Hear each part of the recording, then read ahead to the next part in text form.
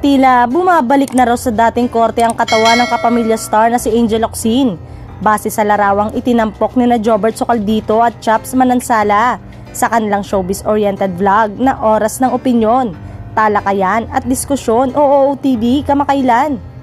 Sa isang bahagi ng naturang vlog, pinag-usapan ni na showbiz insider Jobert Socaldito at Chaps Manansala ang naging pagbabago sa katawan ni Angel.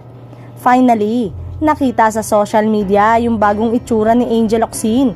Kasama niya si Mimi Yu, isang sikat na influencer, ang nagbigay ng magandang pakiramdam sa lahat ng nakakamiss kay Miss Angel Locsin, saad ni Chaps. Pumayat siya, ang laki ng ipinayat ni Angel compared to how she looked before.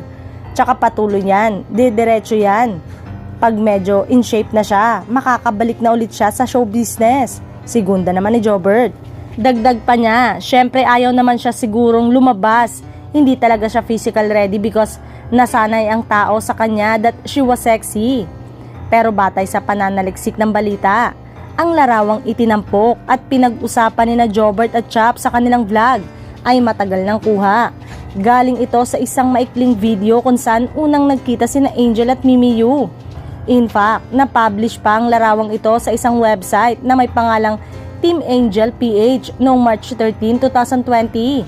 Kalaki pang isang vlog na nagsasalaysay ng kanilang pagtatagpo ni Ivy Clinic.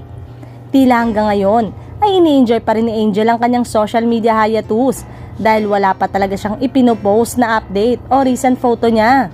Matatanda ang nagsimula ito noong matapos ang halalan 2022.